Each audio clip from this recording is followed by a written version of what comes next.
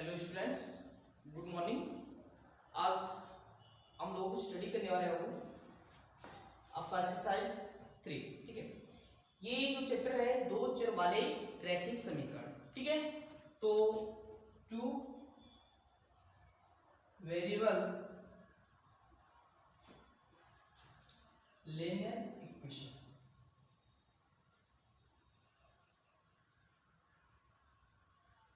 जो ये दो चर वाले जो रैखिक समीकरण है वो है ना, इसमें क्या होता है कि दो चर होना चाहिए।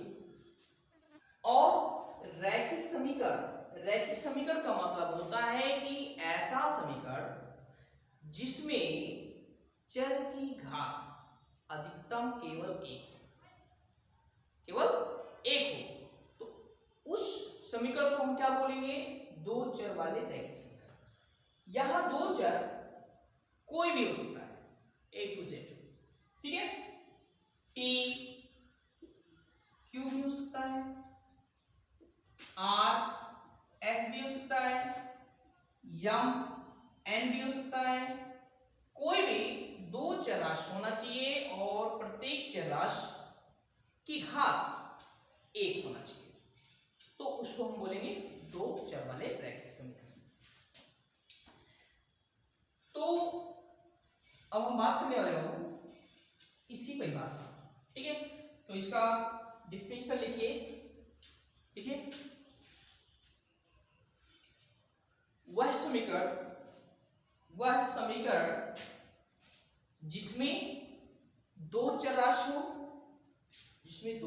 हो और प्रत्येक चर राशि की घात अधिकतम एक हो। ठीक है, अधिकतम एक हो, उसे दो चर वाले रैखिक समीकरण कहते हैं।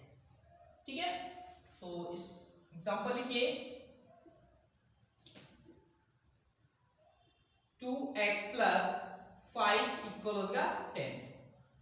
Second 3x - y = 5। यहां हम देख रहे हो दो चर राशि x और y है। इसमें घात कितना? एक। इस पे भी घात एक है, यहां इस पे भी घात एक, इस पे भी घात एक है। तो ये जो समीकरण होंगे वो कौन से समीकरण कहलाएंगे बाबू? दो चर वाले रैखिक समीकरण। इसको एग्जांपल के रूप में लिख लो।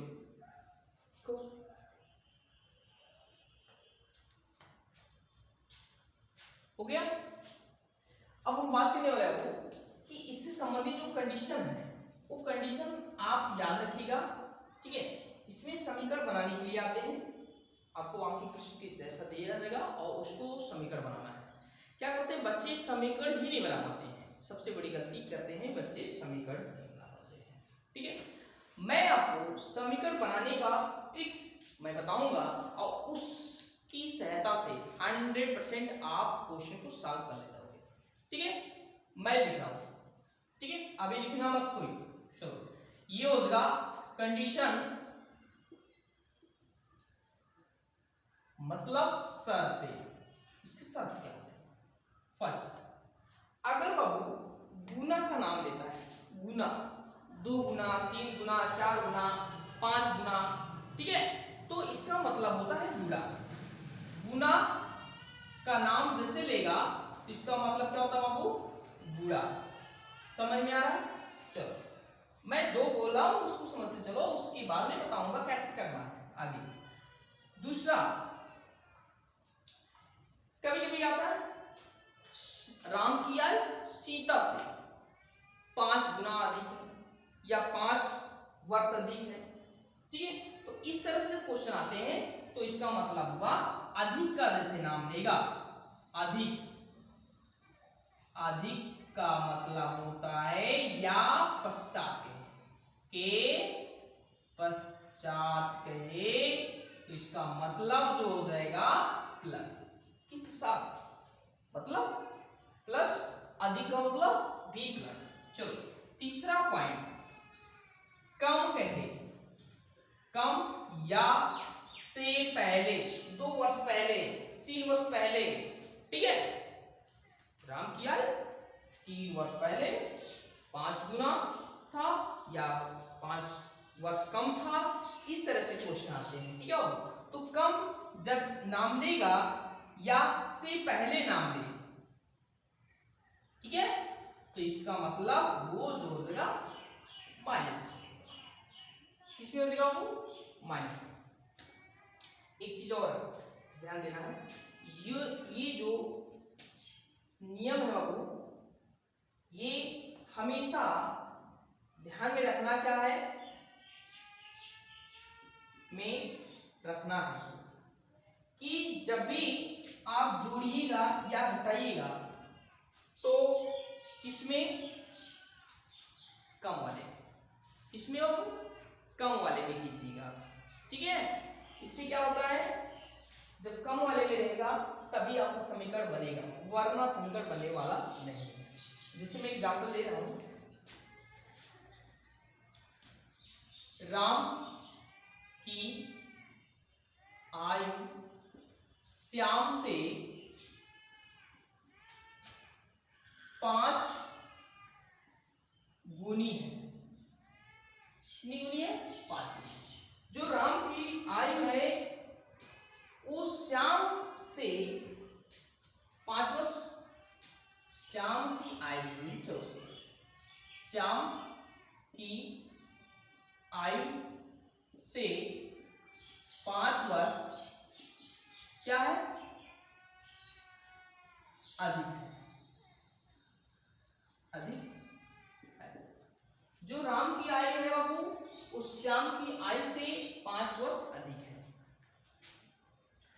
तो दो चर वाले रेखीय समीकरण आपको तैयार करना है, तो दोनों को अलग अलग आप मान लीजिएगा। ठीक है, जैसे मैंने लिखा राम की आयु जो है बाबू वो हमने कितना माना, x वर्ष, और श्याम की जो आयु होगा वो मैंने y वर्ष, मैंने दो चर राशि मान लिया। ठीक है बाबू, कह रहा राम की जो आयु है श्याम की आयु से 5 वर्ष अधिक है। ये राम की जो आयु है वो श्याम की आयु से 5 वर्ष अधिक है। इसका मतलब कि राम की जो आयु है वो ज्यादा है, राम की जो आयु है वो ज्यादा है, लेकिन मैंने क्या किया, प्रश्नानुसार इसको मिटा दिया। चलो अब हम प्रश्नानुसार, मैंने दोनों को बराबर कर दिया, गलती से मैंने क्या कर दिया बाबू, बराबर कर दिया। राम की आयु और श्याम की आयु दोनों की आयु जो है मैंने बराबर कर लिया, लेकिन क्या बराबर हो सकता है ऐसे डायरेक्ट? नहीं, ऐसा नहीं होता। आपको पता है कि राम की जो आयु है वो श्याम की आयु से 5 वर्ष अधिक है, इसका मतलब 5 वर्ष ये ज्यादा बड़ा है ना, 5 वर्ष ज्यादा बड़ा, कैसे बराबर हो सकता है? बराबर नहीं हो सकता ना बाबू। मैंने कहा था अधिक जब कहेगा तो प्लस होगा, लेकिन कौन से में प्लस होगा, इस वाले में कि इसमें, कम वाले में ना, हमने कहा था ना कम वाले में प्लस होगा। तो बेचारे श्याम की आयु कम है तो बराबर करने के लिए कम वाले में कर दो ना, जोड़ दो उसमें, जितना ज्यादा ये है उतना जोड़ दो, ये समीकरण आपका तैयार हो जाएगा। x माइनस वाई, इसको उधर लेके माइनस इक्वल हो जाएगा 5, ये समीकरण बन जाएगा। क्या मेरी बात समझ में आ रहा है? तो इस तरह से हम समीकरण बनाएंगे। चलो इसको भी नोट कर लो।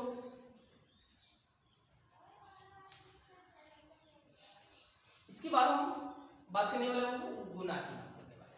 ठीक है, चलो राम की आयु श्याम की आयु से, मैं यहां से मिटा दे रहा हूं, राम की आयु श्याम की आयु से 5 वर्ष कम है, 5 वर्ष कम है, तो सेम कंडीशन वही रहेगा, बस यहां ध्यान दीजिए। इस बार राम की जो आयु है श्याम की आयु से 5 वर्ष कम है, क्या है, कम है। ठीक है बाबू,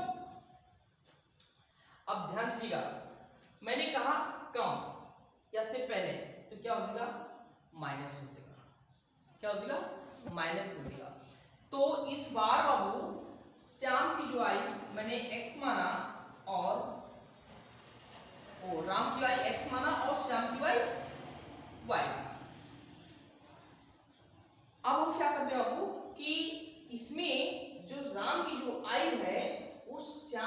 आयु से 5 वर्ष कम है। इसका मतलब इनका जो आयु है वो 5 वर्ष कम है ना, और ये 5 वर्ष ज्यादा है। इसका मतलब समझ में आ रहा है ना, ये 5 वर्ष कम है। अब ये 5 वर्ष कम है, इसकी आयु कम है ना, तो इसकी आयु कम होने के कारण बैलेंस करने के लिए कम वाले में जोड़ दे। कितना वर्ष कम था भैया? 5 वर्ष। तो ये बेचारा 5 वर्ष कम है, तो 5 वर्ष इसी में जोड़ दो तो बैलेंस हो जाएगा। तो ये हो जाएगा x, ये प्लस बाबू इधर ले आओ, माइनस हो जाएगा, और उसको प्लस को उधर ले चलेंगे -5। ये समीकरण आपका दूसरा तैयार हो गया। ऐसे समीकरण तैयार करना। फिर उसके बाद आप क्या करेंगे? वैसे बाबू यहां कम और से पहले यहां हम कर सकते थे माइनस, ठीक है। चलिए इस तरह से अगर नहीं समझ में आया होगा तो हम आपको इस मेथड से भी जो मैंने कहा कम या से पहले, तो आपने लिखा x = y लिख दिया। अब ध्यान दीजिएगा, राम की जो आयु है उस श्याम की आयु से 5 वर्ष कम है, इससे 5 वर्ष कम है, मतलब ये 5 वर्ष ज्यादा है ना, तो ये जितना ज्यादा है उतना माइनस कर दो। 5 ज्यादा तो 5 माइनस कर दो, मैंने कहा था माइनस कर देना, तो ये उतना ये क्या कर दो, माइनस कर दो उसमें से, तो ये आ जाएगा x, ये प्लस है तो इधर लाएंगे माइनस, y को हो जाएगा -5। ये देखो समीकरण तैयार हो गया। सेम कंडीशन वही तो है, ये समीकरण और ये समीकरण। समझ में आ रहा है मेरी बात? चलो अब हम बात करने वाले हैं, गुना की बात करने वाले हैं। तो इस तरह से भी बना सकते हो, इस तरह से भी बना सकते हो, ठीक है। वीडियो को आप बैक करके उसको देख लीजिएगा, ठीक है, रिवर्स करके। चलो अब बात करने वाले हैं, राम की आयु श्याम की आयु से 2 गुनी है, 2 गुनी है।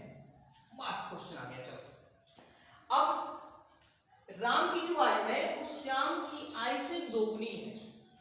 इनका राम की जो आयु है वो दुगुना है, किससे? श्याम से। ये राम है, ये श्याम है, ठीक है। अब ये दुगुना है और दोनों को हम बराबर कर दिए गलती से, क्या बराबर हो जाएंगे? नहीं ना, बराबर नहीं होंगे ना। हमने कहा था गुना का मतलब गुणा होता है। अब देखो ये बेचारा राम की आयु श्याम की आयु से 2 गुना है, मतलब ये 2 गुना है, बड़े हैं, 2 गुना बड़े हैं इससे, तो कम किसका आयु है? इस वाले का ना, इस वाले का आयु कम है ना, ध्यान दीजिएगा। चलो नहीं समझ में आ रहा, चलो हमने राम की आयु x माना और श्याम की आयु y, x = y ऐसे कर लीजिएगा। आप पढ़िएगा, श्याम की आयु और राम की आयु श्याम की आयु से 2 गुना है, तो जो राम की जो आयु है वो श्याम की आयु से 2 गुना है, इसका मतलब ये 2 गुना बड़ा है, तो ये बेचारा कम है, छोटा है, लेकिन दोनों को हमने क्या कर दिया? बराबर कर दिया। अब कितना कम है? 2 गुना कम है, तो ये बेचारा कम है तो यहीं में 2 से गुणा कर दो। अब दोनों बराबर नहीं हो गए, तो ये हो जाएगा x इक्वल हो जाएगा 2y, और इसको इधर लाएंगे x - 2y बराबर 0। ये समीकरण बनेगा। चलिए राम की आयु श्याम की आयु से 5 वर्ष 5 गुनी है, चलो मैंने लिख दिया 5 गुनी। अब 5 गुनी है तो ऐसे करो, ठीक है, मैंने x माना, ये y माना, ठीक है, दोनों को बराबर कर देगा किससे, लेकिन बराबर नहीं होंगे क्योंकि राम की आयु श्याम की आयु से 5 गुना है, ठीक है, 5 गुनी इसका आयु है, तो 5 गुनी है तो बराबर करने के लिए कम वाले में गुणा कर दो। श्याम की आयु से ये गुणा 5 गुना बड़ा ना, तो इसमें 5 से गुणा कर दो, x इक्वल हो जाएगा 5y और x - 5y इक्वल हो जाएगा, ये समीकरण बन गया। तो इस तरह से इस चैप्टर में जो क्वेश्चन आएंगे उनको समीकरण बनाना रहेगा, वो समीकरण बना करके उसको सॉल्व करना रहेगा, ठीक है। तो ये वीडियो आप जरूर देखिएगा, अच्छी तरह से देखिएगा और आप नोट बना लीजिएगा, इससे आपके क्वेश्चन सॉल्व हो जाएंगे, ठीक है। इसके बाद नेक्स्ट वीडियो में मैं, ठीक है, इससे संबंधित जो क्वेश्चन आएंगे मैं उसको सॉल्व करूंगा और आपको 2 समीकरण दे देंगे, 2 समीकरण की सहायता से 2 चर राशि का मान निकालना भी रहेगा, ठीक है। तो उसको भी हम लोग सॉल्व करेंगे। ठीक है, इसमें 3 क्वेश्चन आते हैं, तीनों में से अलग अलग टाइप के हैं, जैसे हुआ प्रतिस्थापन, विलोपन और वज्रगुणन विधि। ठीक है, तीनों में से एक क्वेश्चन आते हैं आपके पेपर में, तो हम सॉल्व करेंगे। ठीक है बाबू, देखिए पहले इसको याद कर लीजिएगा, इसके तरीके सीख लीजिएगा, तभी कर पाएंगे। ठीक है, नोट करो।